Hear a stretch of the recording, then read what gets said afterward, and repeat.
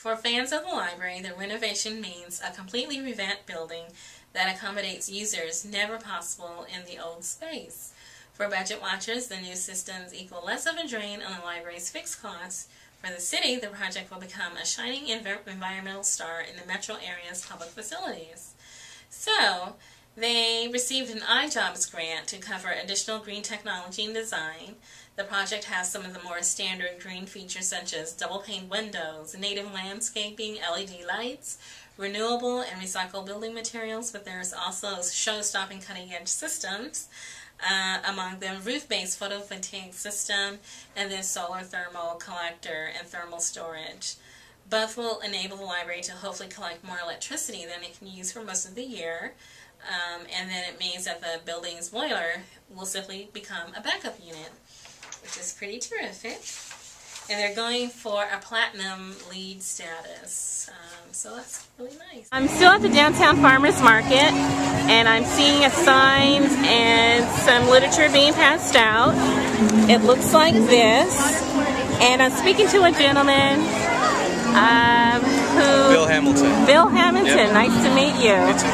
Why are you here today? We're trying to get people to clean up the water and take action, at least even sign a petition, which takes 2 seconds, or they can log on to our website, which is citizensagainstwaterfluoridation.org. And there's more things you can do if you want to spend more time on it. But basically, we're trying to get people involved to take the fluoride out of the water. It's never been safety tested. It has horrible health effects, and there's no reason that it should be in our water. It's a prescription medication. We're being medicated without consent, and it affects the pineal gland in your brain, especially. It calcifies it. And if people knew all this stuff, I don't think they'd want it in the water, but nobody knows, so that's what we're trying to do. We're trying to educate people. But why are they putting it in the water? That's a long story. I'd recommend going on YouTube and watching the documentary Fluoride Deception. But there's a long money trail that goes back, way back, decades back to the aluminum industry. And basically they had some bought science that says it's good for your teeth, when in fact now they admit it won't do anything to your teeth if you ingest it, only topically. Okay. So why is it in our water? Okay. It makes no sense anymore.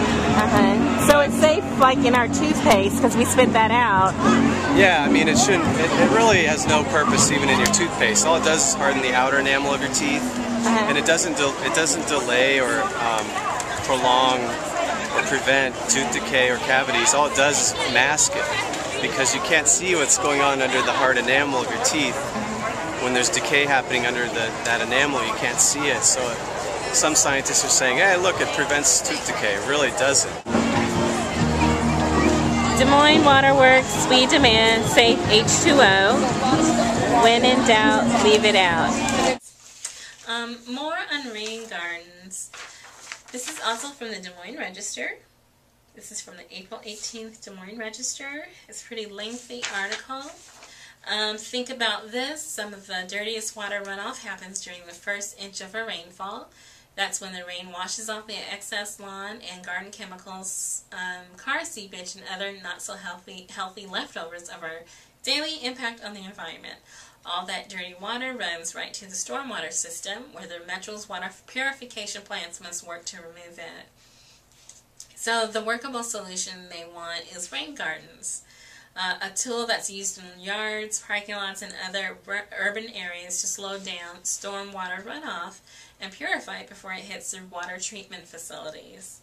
And so you can go to www.prairielandscapes.com to read on more of those issues.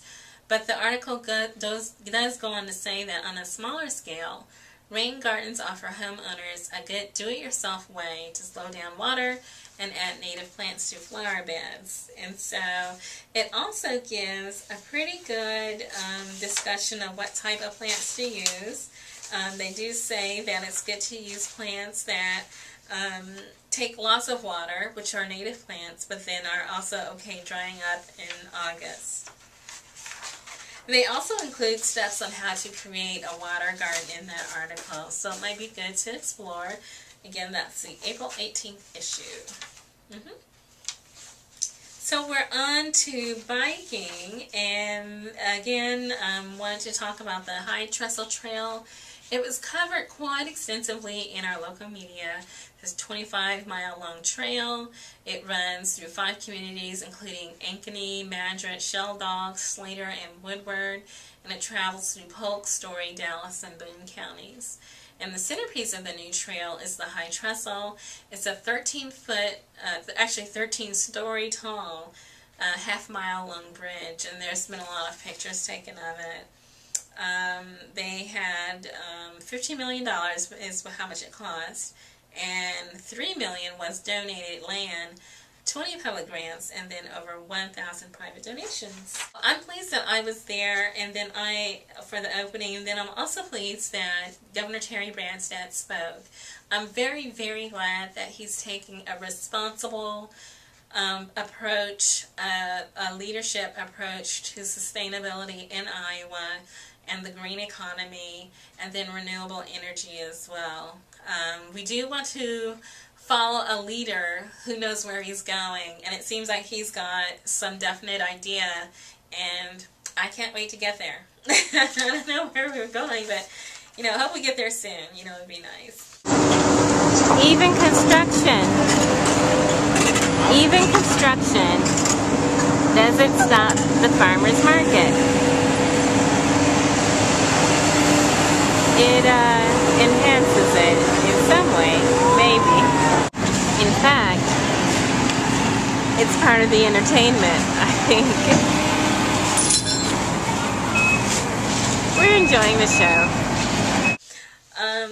Southwest 14th in Des Moines. Is it too busy for a bike boulevard? And so that's up for discussion. But the important thing is it's being discussed. There some years ago, bicycles and bicyclists and biking and bike trails were only a notion, but now they're a reality in Iowa, and it's a beautiful thing. It's a wonderful thing. I'm very pleased.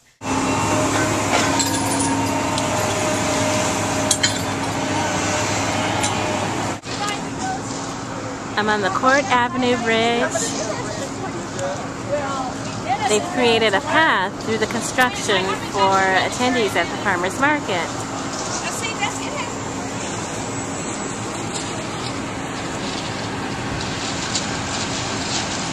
They're hard at work fixing whatever it is that went kaput. In the meantime, they're providing a great show for those who are sitting in the shade and wanting to see something interesting. You usually don't get to see construction up this close, so it's kind of fun. The last article is from the Iowa Workforce Development. They had a conference on researching the green economy.